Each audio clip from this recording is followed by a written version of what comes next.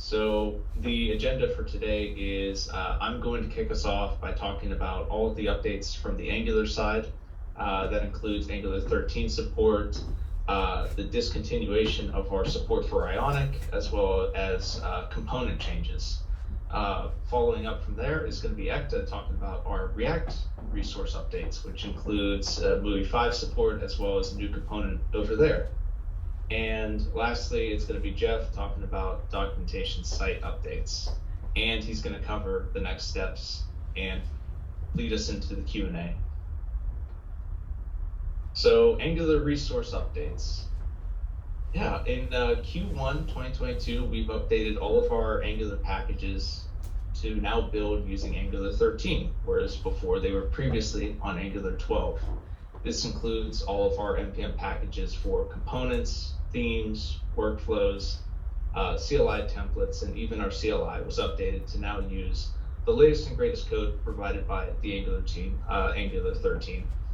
As a platform, we're consistently updating all of our frameworks to use the latest code available, whether it's Angular, React, or React Native, and we encourage our adopters to do the same if possible. That way, everyone has access to the latest optimizations, features, security, bug fixes, that kind of thing. And it makes future migrations easier. So all of our components, themes, workflows on the Angular side, we've released a new major version for all of those packages, which kind of raises the question, what is Brightlayer UI's support policy for older packages that are still using the Angular 12 library? Well, for all of our major packages like this, we're still going to provide bug fixes for the latest 2 versions. So even if you're not in a position to migrate from 12 to 13, you're using an older build, for example, don't worry, we're still committed to fixing bugs whenever they're discovered in our older resources like that. For component updates, we've ended up deprecating the drop-down toolbar component, which is originally just a wrapper component around a matte toolbar that has a drop-down menu inside of it. And instead of just completely removing the component, we've actually picked up the logic that lives inside of that menu portion, and we've migrated that over to a separate component called the toolbar menu component, which we have a picture on the right-hand side. The reason why we did this is that the wrapper was just a little unnecessary, and we really wanted to focus on making the inside, that menu component that was actually that provided the most value. We wanted to isolate that and maintain that logic instead. So this quarter, we're deprecating the drop-down toolbar. In future releases, next release, we're going to remove it from our component library. That covers the Angular updates. And on the Ionic side, last quarter, we announced that we were going to remove our support, deprecate our support for anything Ionic within the platform. And this quarter, we followed through with that, and we dropped Ionic support. So this means our documentation site has been pruned of any Ionic references. We used to have a design patterns repository dedicated to code examples with Ionic. We've archived that, and our CLI has been updated to remove the option to build new projects using Ionic. And the reason behind this is because based off of our annual survey, we didn't have any adopter teams reportedly using Ionic anymore. So for the best interest of our platform and all the other frameworks that we're supporting, we dropped Ionic so we could better focus on Angular, React, and React Native. All right, Ekta, you're up next with the React resource updates. Thanks, Ivan. So major updates regarding the React resources are we have migrated from Material UI 4 to Material UI 5, that is a Movie 5 version. And it is applicable to our React resources like components, themes, workflows, and CLI. The major reason behind that to migration is we have it can fixes the bug fixes or React security issues that can be fixed, and it will be updated our component library. So before going to the how we are going to migrate our Bluey resources, I would like to highlight some Bluey V5 key features. So that will help us to understand like what can be the useful, how the Bluey V5 can be useful for our application. So first is the SX prop. So SX prop has been newly added in the MUVI v5 version. So it is applicable to every component, and it is actually a superset of the CSS API. So we can access any normal CSS or CSS properties, then the media queries helper or any shorthand. So we don't have to pass, like it will have the by default theme properties, or we don't have to add any hooks like use media query to get the responsiveness. So it will handle by the media query helpers for the SX flow. Another key feature is the global class name. So that global class name is applicable to every other host node. So because of that, it can access any child component easily. So if you want to create or develop any complex component, then this global class name can be helpful. Apart from that, they have added 8 new components, and I would like to highlight some components like data grid or stack. So in data grid, they actually shows the data and how you can sort the data. Those are features are available for the data grid. And in stack component, similar to the grid, like grid was the two ways layout, two ways directional layout. So stack is the one directional layout, which will provide you the layout for horizontally or vertically stack the children inside that. So these are the new features are available for the MIUI v5. And now get back to the like migration. If you want to like migrate the React to RWE resources, then you can find, Ivan, can you get back to that slide? Yeah, thanks. So you can find that Bluey integration guide for migration of the R resources, like your whatever the existing application you want to migrate. And if you are creating any new application, then the latest CLI can be helpful because it will have the MUI v5 integrated by default. Thanks. So next slide. Yeah. So another update is the many of us wanted to have that React 18 support, and we are happy to announce that we have updated our React package, React npm packages with the React 18. So now React 18 is available for our React npm packages. Apart from that, we have migrated our React router package from version 5 to version 6.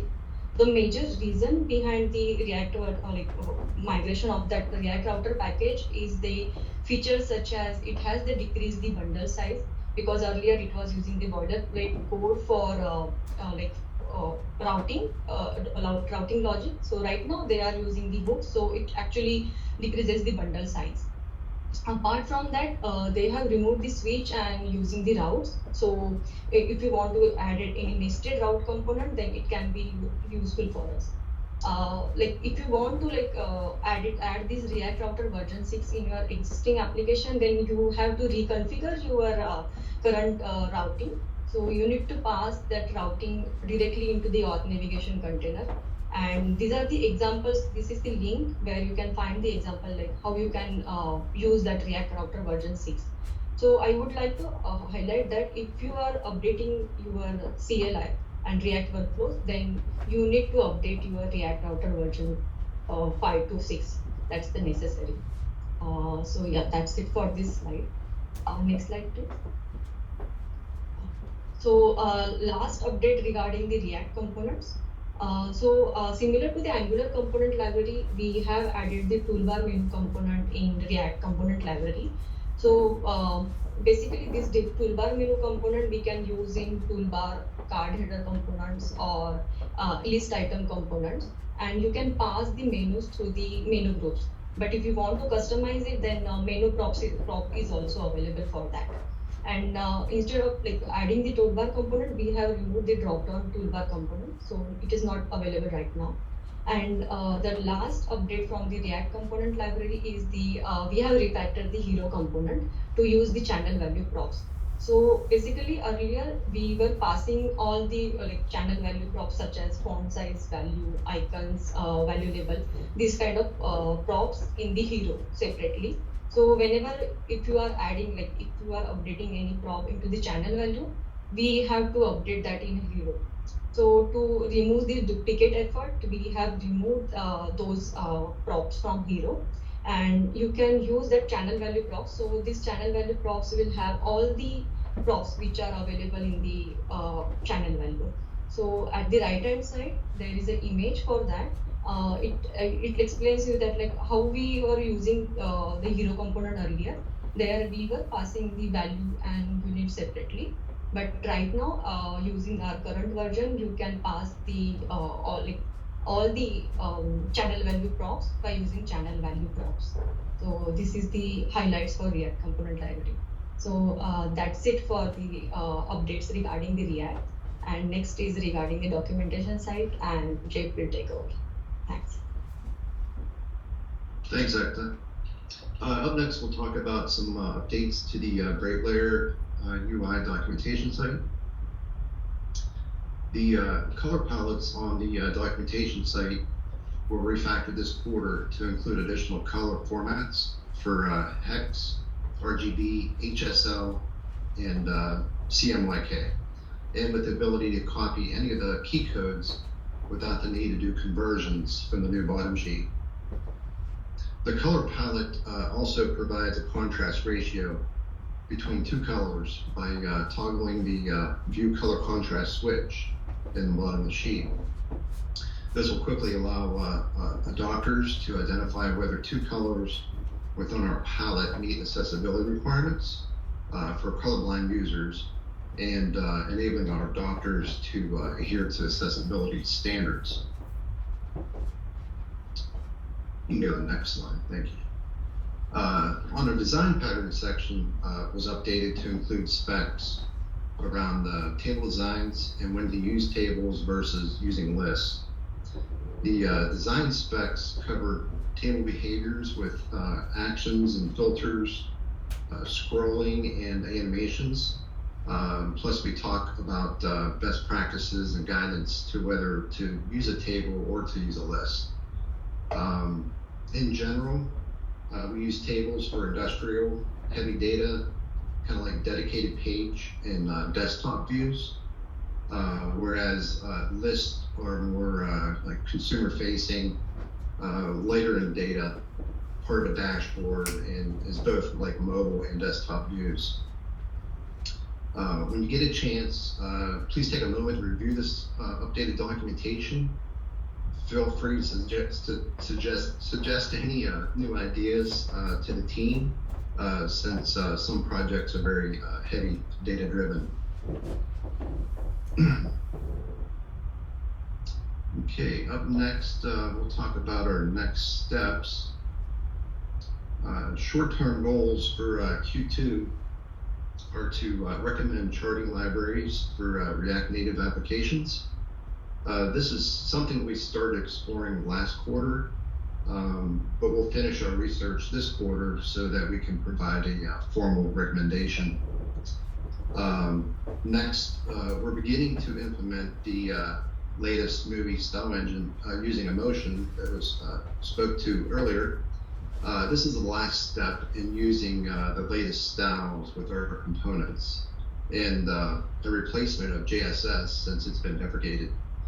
The movie style engine with Emotion is the default styling library used for generating styles for movie components.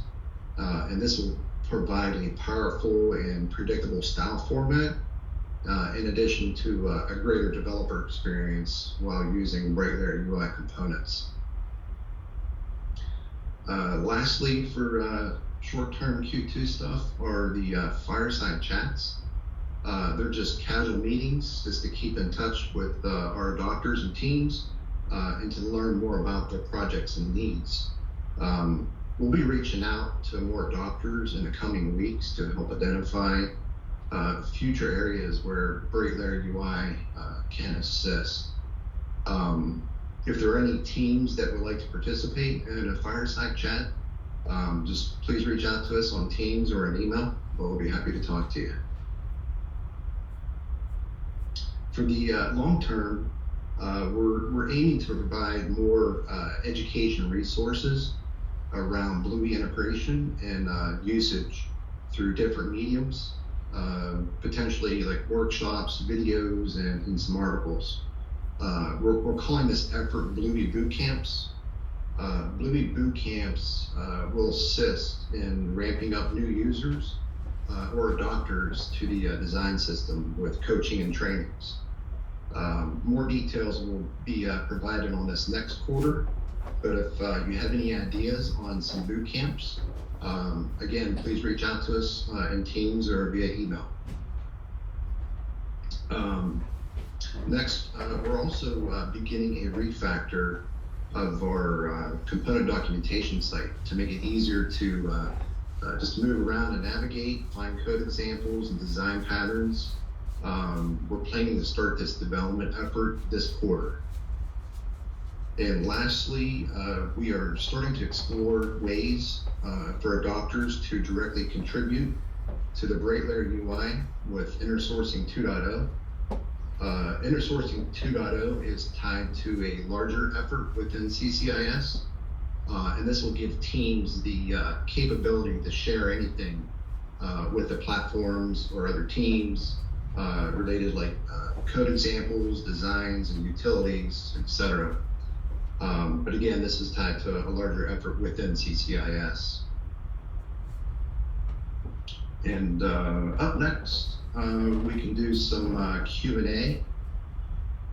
So if you have any questions, we can talk about them now, or you can send them in the chat if you wish, but we'll open it up for Q&A.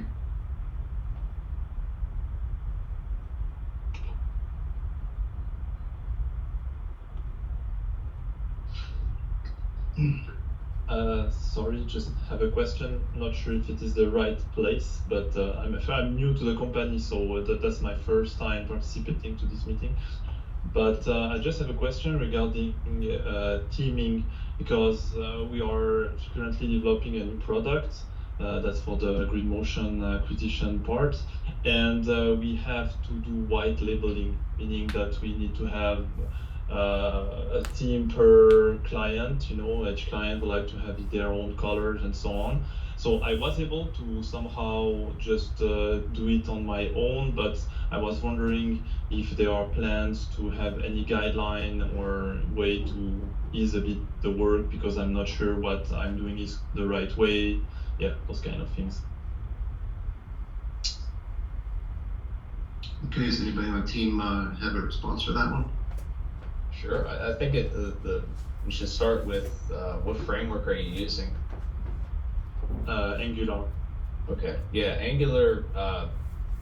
It is possible to make a custom theme in Angular outside of the blue or blue dark that we provide. But I agree with you. It's really it's not a fun experience right now, and it's definitely an area where we could benefit from providing an example of a theme that doesn't fall into those two categories. Like, if, for example, I've done some side projects where I have to provide like a yellow theme or a green theme, and it's a lot of work.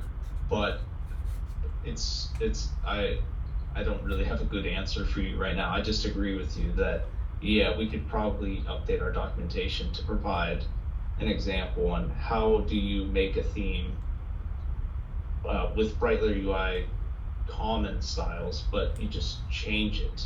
Whenever I say common, I'm talking about anything that's in our theme that isn't palette related, right? So it would have our theming around our components, but you just swap out the primary colors, right? We don't really have good guidance on that right now, but I don't see any reason why we shouldn't have a backlog item for that. Is that all that you're changing on those themes? Is it just like swapping out the main colors, or is there more to it than that? Well, mainly it's changing the primary and the accent color. That's the major, that's the two main things. So we have also to change the logo, but I think that's not related. But mainly at the moment, I just copy the theme file that you have in your repo, and I just change the color accordingly. But my biggest fear at the moment is also that it's very hard to detect if something is broken Like if you change something, the theme file will maybe has to be changed, and yeah, that's what happened to me when I moved to the latest version, and stuff stopped to work, or not stopped to work, but looked different. And yeah, as you said, it's possible, but it's a bit difficult at the moment, and yeah, that's my main issue at the moment. But yeah, Yeah, that's it. I think that's a great suggestion. I know on the React side it's a little bit easier to do theme extension than on the Angular side, but we can definitely look into doing some like making things more variable and having definitions for things that are easy to extend and override rather than having to copy and paste a new file. We can definitely look into that. Yeah, that would be great. Awesome. Thank you for the question. Thanks for the Yeah, this answer. is Laura too. Julian, thank you for joining and welcome to Eaton and for the question. Just out of curiosity, can you, I mean, I know often how whitelisting is handled. Are these different sort of resellers of our EV solutions that are going to be, could you articulate a little bit the use case that you guys are delivering in this? Yeah, sure.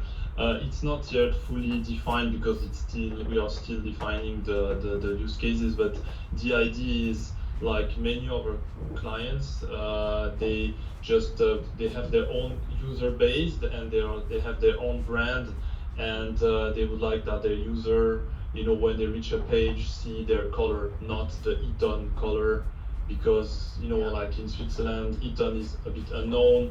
So yeah, you see, it's just for the user confidence to see, okay, yeah, that's my real, you know, I created an account on that, you know, whatever company, and that's the color that they want to use. The same for the emails, for example, we will need to do that, but that's a different topic. But still, that shows you what we want to do. Because if we send an email where it's written Eaton or Charging Network Manager. Yeah. It's interesting, and I wonder do you have a sense of how broad that white listing is going to be? Is it going to be potentially hundreds or thousands, or right now it's kind of handfuls? Well, that's a good question. I don't know. It's just that on the Swiss level, we have quite many of them. At the moment, we even have some that, you know, some of our mobile application. They are. We have also like white labeling for mobile applications. So I think at the moment probably we have like 10 of them. But again, the Swiss market is fairly small. So since we want to expand on the US market, then that opens to another level, which I don't know actually. You know, since I'm just front-end developer, I don't know that. Probably that's question to the project owner, and to Rory or someone like that. Thank you. This is an interesting picture and challenge, and how to, as things continue forward, make this as manageable and easy as possible for you and others. So go ahead. Thank you, Bill. Yeah, thanks for all the information. Okay, so yeah, do we have any other questions out there? Yeah, that's a great question on the theme income. Okay. I'll ask one, Jeff. For those who may be afraid to ask, but how hard is the update from Angular 12 to Angular 13 for teams that are considering that? And same question for React, going from Material UI 4 to 5 and React Router 4 or 5 to 6. A multi-part question. See if we can do it in 5 minutes. Sure. The Angular migration should be pretty seamless. Yeah, I forgot to mention this in the demo, but we also updated all of our demo apps from 12 to 13, and we didn't really have to do anything beyond just swapping the version numbers for the Angular build resources and the components and themes. So from our perspective, it was a pretty easy migration. Yeah, I'll just leave it at that.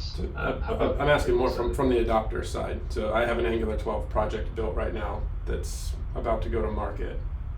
Sure. Is it worthwhile to try considering updating that to Angular 13, or should I be planning that out on a longer time frame? I mean, I'm never a big advocate of just updating and then deploying, so I'd probably recommend against it. I'd always, caution, but I'd say, yeah, it is possible if you give yourself maybe a week to test.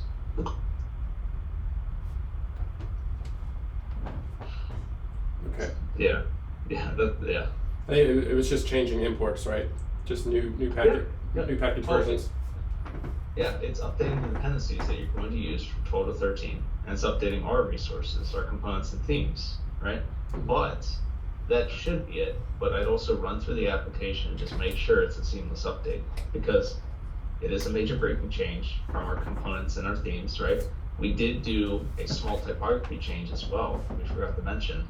So that might cause some slight differences in the UI. Unlikely, but it could happen. It's also just worth mentioning, right? Yeah, that's how I would do it.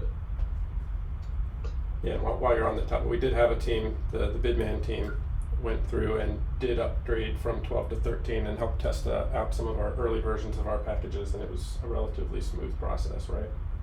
A couple little hiccups around the typography, but for the most part painless.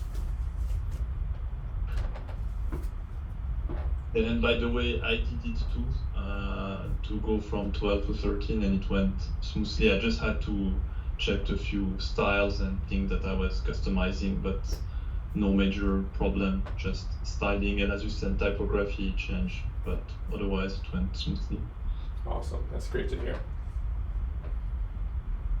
But also it's easier for me because it's not a live project, so it's still under development, so Yeah, less pressure. Yeah, it probably depends a lot too on the size of the project as well. Yeah, that's key. For React migration, while using the MUI v5, we can have that MUI v5 migration documentation as well while migrating that.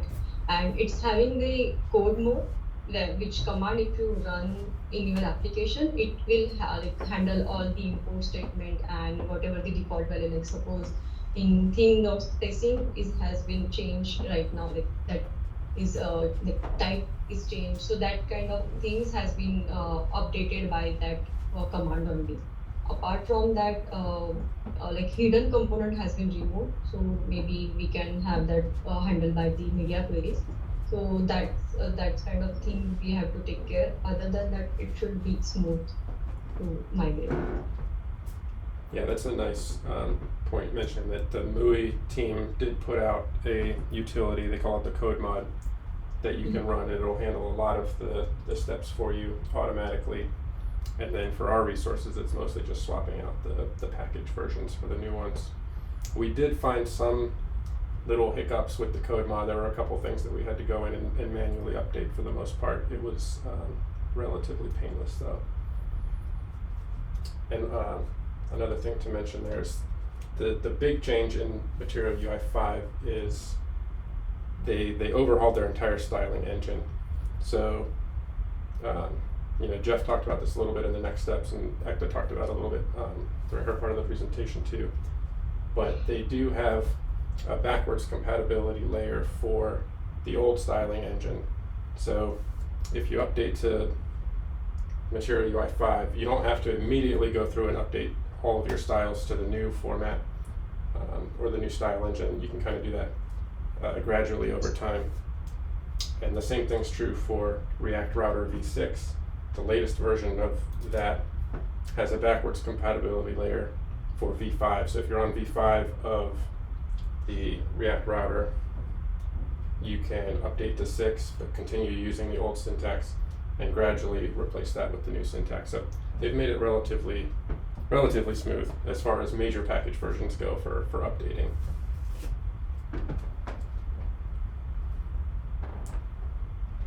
But if you're considering making any of those big updates, we'd be happy to help kind of walk you through any of the stumbling blocks or hiccups that you run into while you're doing that.